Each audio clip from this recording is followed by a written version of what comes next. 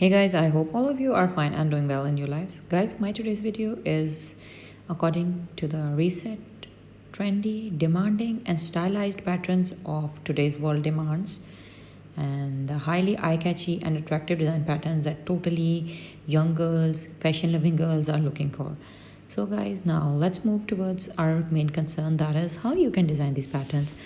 So the answer to this question is, friends, very simple and easy. That is, you can make a lot of choices for the patterns that are being used or could be used to make these very beautiful and stylish dresses. Yes, friends, you have heard it right. You can use the art of machine embroidery, you can use the art of digital machines, you can use the art of computer embroidery, and the very beautiful and most preferable medium, that is the art of hand embroidery. So use these patterns as a prerequisite and design your dresses and become like a very beautiful and exquisite designer by sitting at your home.